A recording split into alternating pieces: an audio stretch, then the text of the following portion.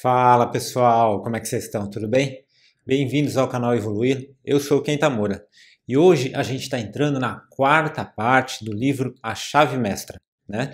Esse livro que conta muita coisa interessante em relação à lei da atração, né? Que aliás ele foi o precursor, né? Graças a esse livro e claro, conhecimento de outras pessoas que se chegou ao livro e ao filme A Lei da Atração, né? Que fez tanto sucesso. Então a gente está na quarta parte. E é um livro tão interessante que na primeira, na segunda e na terceira ele já falou nada mais, nada menos da mente consciente, né, da mente subconsciente e também falou do plexo solar. E hoje a gente vai falar do eu real, do eu verdadeiro. Então vamos lá?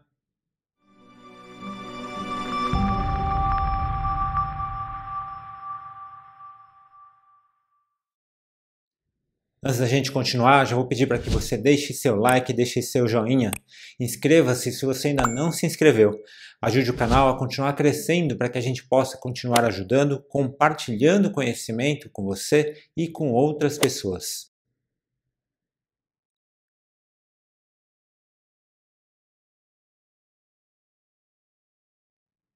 Então, como eu falei agora há pouco, né, depois dele falar muito sobre as mentes consciente e mente subconsciente e também das conexões físicas que envolvem o plexo solar, é hora dele falar do eu, né? Mas esse eu, claro, não é o eu do ego, não é aquele eu que quer ter tudo, que quer controlar tudo. O eu aqui é quem nós somos de verdade e é de onde vem todo o poder que nós emanamos.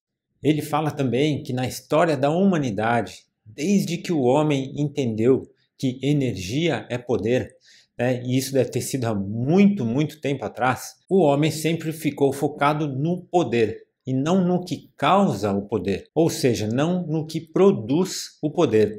E então, por ter focado apenas no poder, né, a religião acreditou por séculos no bem e no mal, e a ciência acreditou no positivo e no negativo. A chave mestra propõe focarmos na causa e não no efeito.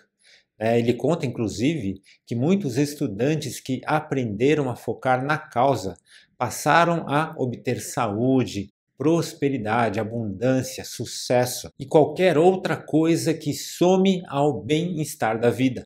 Ao mesmo tempo, para eliminarmos dor, doença, desgraça, miséria e pobreza, precisamos purificar os pensamentos que dão origem a tudo isso. E dessa forma que coisas como saúde, harmonia e prosperidade passam a acontecer naturalmente, sem bloqueios. E o que ele fala quando ele diz do bem e do mal, né, do positivo e negativo, não existe? Né? Como assim não existe isso? Né? Ele não fala, mas a gente já falou aqui no canal diversas vezes sobre a dualidade, não é verdade? Então, neste mundo dual, existe a dualidade, que é o bem e o mal, o positivo e o negativo, o forte, o fraco e assim por diante. Mas essa dualidade não é a realidade, não é a realidade absoluta, verdadeira. A dualidade é apenas parte da projeção da mente que está em ilusão. E esse livro traz muitos conceitos interessantes, né? Inclusive eu falei na parte 3 como que ele fala ali de mente consciente, mente subconsciente e que isso encaixa muito, né? Muito bem com a série que a gente fez sobre o poder do subconsciente do Dr. Murphy, que não tem nada a ver com a chave mestra do Charles Haanel.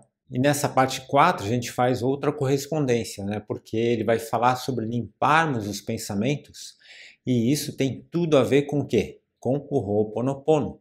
Se você está acompanhando o canal já há um tempo, sabe que a gente já fez uma série de vídeos sobre o Ho'oponopono, né? Essa série, claro, vai sempre aumentar, mas já existe lá uma sequência de vários vídeos que eu falo exatamente sobre limpar, sobre purificar, que é a essência do Ho'oponopono. E antes da gente entrar no capítulo em si, eu já queria te falar que a partir desse capítulo eu vou usar uma abordagem diferente, tá? Então, ao invés da gente ler todos aqueles textos que tem capítulo por capítulo, eu vou comentar apenas alguns textos específicos que eu achar importante a gente levantar, tá bom? Porque vai ficar mais fácil, mais prático e mais dinâmico para a gente entender, tá bom?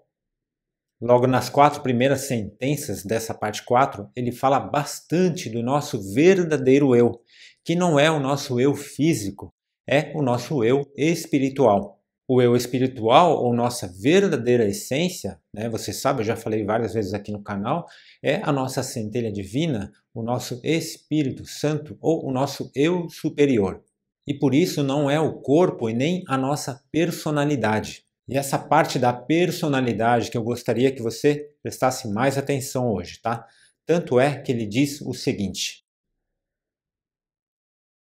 sua personalidade é formada por inúmeras características, peculiaridades, hábitos e traços de caráter individuais. Eles são resultado do seu modo de pensar antigo, mas não tem nada a ver com o eu real.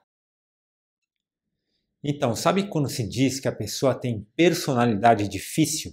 Isso é porque a personalidade é o resultado da programação dela, seus hábitos e suas crenças. Mas a verdadeira centelha é infinita e não tem as limitações da personalidade, entende? Tudo o que é difícil é porque tem limitações, tem restrições, não é? E qualquer limitação que você pense ter vem dos seus pensamentos, não da sua essência divina. No bloco das sentenças de 5 a 8, você vai ver mais um professor falando sobre o ego. Percebe? Quando se estuda o autoconhecimento, a gente sempre acaba se deparando com esse assunto. Não é por acaso que a gente começou esse canal falando exatamente sobre o ego, né? E o Hanel fala algo muito forte que é o seguinte: o maior e mais poderoso poder desse eu é o poder de pensar. Mas poucas pessoas sabem pensar de forma construtiva ou correta e, consequentemente, alcançam resultados ínfimos. A maioria das pessoas permitem que seus pensamentos se voltem para propósitos egoístas, o resultado inevitável de uma mente infantil. Quando uma mente amadurece, entende que a origem do fracasso é todo pensamento egoísta. Bom, e o que será que ele quis dizer com mente infantil? Será que ele está chamando a gente de criança? Mente infantil é aquela mente que, por não entender muitas coisas, tende a pensar somente em si. Existem livros antigos onde divindades chamam os seres humanos de infantis. Mas essa colocação nunca foi pejorativa. É apenas uma analogia com as crianças, né, para que a gente possa entender. Até porque, para o grau de consciência de uma divindade, nós realmente somos crianças. Por exemplo, um bebê, quando está com fome, ele chora, né? Não importa o lugar onde esteja, nem o horário, não importa se está incomodando ou atrapalhando outras pessoas, não é? Um outro exemplo, uma criança que costuma ser o centro das atenções não gosta de dividir a atenção e o carinho dos adultos quando uma outra criança aparece, não é? Esses exemplos de egoísmo não é por maldade, mas por pura falta de compreensão. Quando não sabemos pensar sem o ego, mesmo que cronologicamente nós já temos idade para sermos adultos, a nossa mente espiritual ainda é de uma criança. E o que é pensar sem o ego? Pensar sem o ego é pensar que nós fazemos parte do todo. E se a gente faz parte do todo, é um baita tiro no pé a gente desejar ou querer as coisas somente para mim. Ou ainda é um baita tiro no pé desejar prejudicar outras pessoas.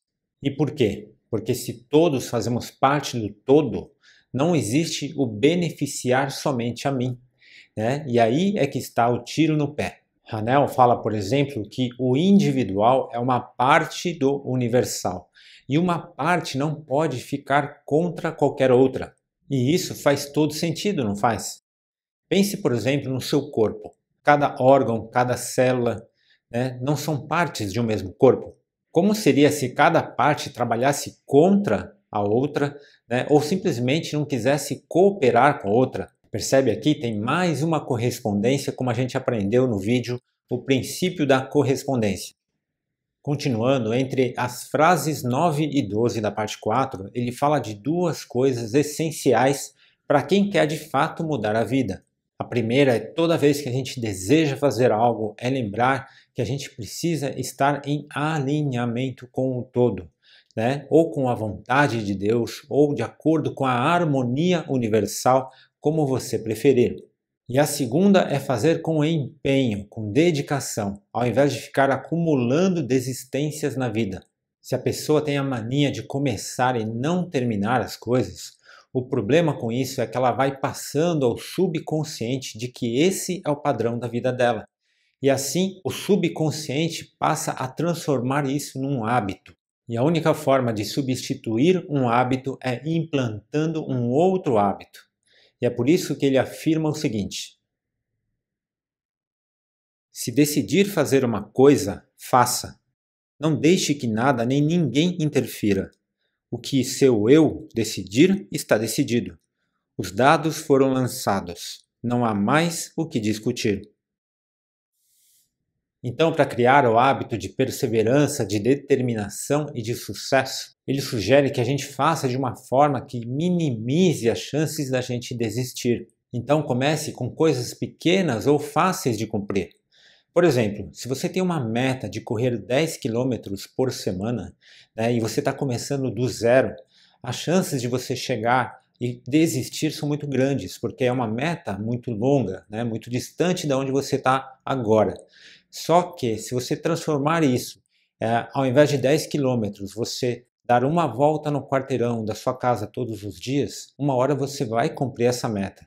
Essa meta pode se transformar em 2 ou 3 quarteirões, né? E mais à frente vai aumentando, até que um dia você de fato vai conseguir correr 10 quilômetros por semana.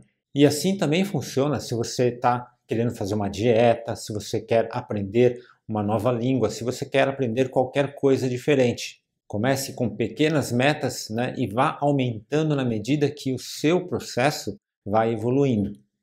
Na sequência do livro, nas frases 17 a 19, ele apenas usa o nome de duas pessoas muito famosas na época para reforçar o quê? Reforçar a ideia de que nós somos seres divinos. O poder faz parte de quem nós somos. Um desses caras era o filósofo inglês Herbert Spencer, que disse o seguinte: entre todos os mistérios que nos cercam, nada é mais certo que o fato de estarmos sempre na presença de uma energia eterna ou infinita, que é a origem de todas as coisas. Mas se é divino, devemos acessá-lo sem o ego, não é? E agora, na sequência, ele vai falar exatamente disso. Na parte 21 a 24, ele fala da máxima de toda a espiritualidade, que é o seguinte: a gente precisa dar se nós queremos receber. Você lembra da analogia do corpo humano que eu fiz agora há pouco? Então imagine que você é o coração e deseja receber o oxigênio e nutrientes necessários para que você seja o órgão mais belo de todo o corpo. E que enquanto você não receber o que quer, você não vai bombear sangue para os outros órgãos do corpo. Então isso daria certo? Nunca, né? E pode parecer um exemplo bobo, mas pensa comigo, quantas pessoas vivem dessa maneira, procurando fazer de tudo para ter antes e depois poder dar. E eu não estou falando só de dinheiro, não. Muita gente espera receber gentileza para dar gentileza. Espera receber gratidão para ter gratidão. Receber empatia para ter empatia. Receber amor para dar amor. Perceba que a essência e a alma de todas as coisas são espirituais. E o que é espiritual é real, porque é a vida em tudo o que existe. Esse é um trabalho importante, e quanto mais elevado e superior, quanto maior e mais nobre forem os ideais que você tem, mais importante será o trabalho. E finalizando a parte 4, eu acho que tem 2 pontos bem importantes aqui. Primeiro, ele fala da importância de usarmos o silêncio para pensarmos adequadamente. E isso a gente consegue como? A gente consegue através da meditação ou através dos exercícios que ele está ensinando aqui capítulo a capítulo. E a segunda é que somente quando pensamos em alinhamento com a nossa centelha é que nós pensamos com amor, com altruísmo e com unidade. E esse tipo de pensamento é que tem um poder criativo, poderoso e transformador. E tem ainda um terceiro ponto desse finalzinho, que ele fala que somente a prática leva o pensamento ao sentimento. Por exemplo, de tanto pensar com amor e alegria, nós desenvolvemos um sentimento de realização. Sabe aquela sensação que você tem de que as coisas estão começando a mudar, a sensação de que coisas boas estão para vir? Essa sensação aumenta até que não existe mais dúvida. A gente simplesmente sabe. É uma certeza absoluta. E é aí que as coisas começam a acontecer. No exercício de hoje, ele mais uma vez acrescenta um novo ingrediente ao processo. Na semana passada, você já havia trabalhado 3 pontos. O primeiro é o domínio sobre o corpo, onde você tinha que ficar de 15 a 30 minutos imóvel. Depois ele acrescentou que você não deixasse que os pensamentos viessem à cabeça. E por último, ele acrescentou para que você fizesse tudo isso com a musculatura, com o corpo relaxado. E esse relaxamento, você sabe, tem a ver com os nervos e os músculos. Não tem nada a ver com ficar deitado na cama e dormir, hein? Então agora você vai sentar na mesma cadeira local, né, que você vem fazendo todos esses dias e vai fazer os 3 exercícios novamente, obviamente todos em conjunto, tudo de novo. E o ingrediente que você vai adicionar é procurar eliminar os pensamentos de carga negativa. Pode ser o medo, preocupação, irritação, mágoa, raiva, ódio, rancor, qualquer coisa nesse sentido. Talvez você diga que isso é muito difícil. E o Hanel ele fala que realmente para muitas pessoas é muito difícil essa parte, né? Então, qual é a dica que ele dá? Ele fala para que você use mais o seu racional nesse momento do que o seu emocional. O que eu sugiro que você faça é que você reflita sobre o que nós falamos hoje, sobre dar e receber e sobre todos nós estarmos conectados. Porque enquanto guardar pensamentos e sentimentos negativos dentro de si, você não vai estar permitindo que a luz chegue na sua vida. Assim como aquele coração que eu mencionei, aquele coração que não quer fazer a sua parte, sem perceber que com isso ele vai acabar com a sua própria vida.